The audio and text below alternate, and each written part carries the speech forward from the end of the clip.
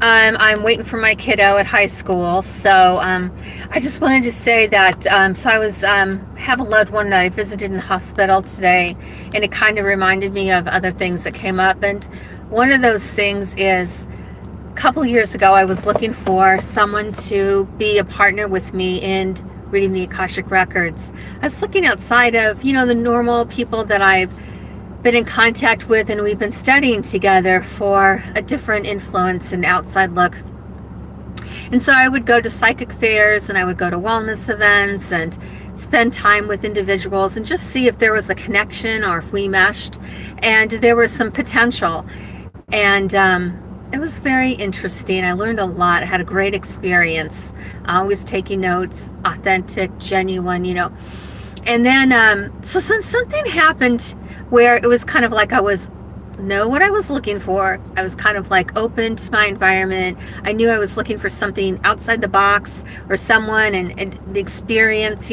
So I ended up going to this one website, and it was someone that I'd been connected with for a long time. I don't know them personally, but there's certain products, that smudging products that we connect with. Anyway, I felt strongly to go to their website. And when I did, I kind of went down this rabbit hole where I saw an interview that someone had done with them. And I thought, well, that's not connected, but let me just look and see. Just be curious, right? Be open. Be have an idea of where I want to be, but at the same time, oh gosh, but at the same time, kind of like if you have a map and the center point is here, but then you're looking around it like this, a point and around it. Okay, so anyway, when I was doing that, I was like, oh, this looks kind of interesting. It felt open and free, and I ended up watching the interview, and I felt this presence. It was a nice presence. It was sacred. I always have my sacred space, and it was kind of like, oh, my inner guidance allowed them closer to me. And it was a very strong presence of a man.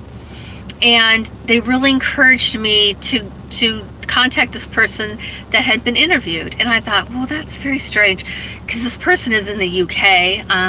The people that I was looking for in the United States. So what happened was I did seek her out, and I did follow up, and I had a session, and I thought, well, maybe I'm going to the UK, or maybe she's coming here, or maybe she knows someone.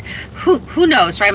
I'm being open to the experience. I have parameters on it. Sacred moment, my own sacred space is preserved. I'm making sure that only beneficial energy enters for me. And so when I connected with her, I really, really liked her, but I was like, I didn't get the sense that her and I were going to connect, but I did end up taking some classes with her. And I just looked online, and she's offering some classes next year. The only problem is, because it's the UK, it's 2:30 to 4:30 in the morning on Fridays. And you know what? There's just no way. There's no way I'm going to be able to be awake and alert and be able to do that. So we'll look for something else. But what it reminded me to come in and tell you this story and share this experience. I want you to lean into your own experience, and I want you to look for your own way. And I don't expect this to be a way for somebody, but I do offer it in the way in which it may resonate, or it may open something for you when you are looking to connect with someone, or you're looking for people to collaborate with, because it really is a collaboration that I have been seeking. So the cool part is it's very interesting. So I had a session with her, and she didn't know who I was, and she asked me, well, that's interesting, you're in the US, how did you find me? And when I started telling her the story about feeling connected to this one person's website, and then I saw that they did an interview with her, she realized who that was, and she knew who that was. And I did even share with her, and there was this like male presence that really seemed important and really wanted me to connect with you. Like you were what I'm looking for. If you were a product, you would be the one to purchase. And she started laughing, and she said, I know who that is. And she said, that is a very dear friend of mine who passed away a couple of years ago, I think it was, and I hadn't realized they had passed away. I mean, 2020 came and went. This was, I don't know, I think it was 2023 probably, or 2022 or 2023 that I connected with her, and then I took these classes. But anyway, it was really awesome because she does teach mediumship, and it wasn't something that I was particularly aiming for, but I was open to beneficial energy, beneficial assistance, and so he was clearly present.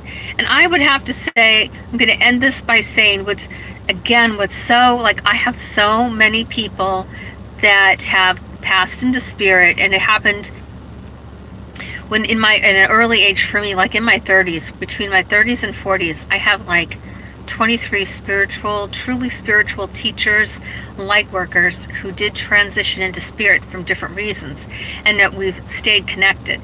So there's like 3 people that I connected with after they left. And if I'm thinking about, there's one person in Chicago, though I live in Chicago, usually the connection is they are friends of mine. So you go to a spiritual circle or a meditation or kirtan or some event, and there's people there, but you may never meet them, but they are connected to some of these people. So that's how it goes. Like, we've been in the same experiences, we're in that same vibe, we're looking for the same thing. We just may not consciously know each other and have connected on that level, but energetically in our hearts and our global collective consciousness have connected. So there's one person in Chicago. After she passed, I really later on learned about some really interesting people she was connected to that I knew. So maybe I'll do a video on that sometime. So she was in Chicago. There's another person, she was in Sedona. And again, I did not know her in spirit, but somebody had, years before she passed, had gifted me her medicine healing cards. And also I was familiar with her name, but only because at one point I had been meditating on the guides' names of my children and connecting with them. And then I was wondering what their names were, and her name came up. So I knew she was his guide, but that didn't realize at that time that our guides, our children's guides, could actually be in physical form and a guide for them. And this was confirmed by someone else's reading another time too about that. So that was her, and she was connected to a lot of people all over the United States that I was connected to in a healing group and a channeling group. And again, I never met her, but they knew her, and she came into my presence, and we had a whole thing about trying to figure out who she was, and she was giving me instructions. And she's from not from the Sedona area, but that was the last area that she lived in.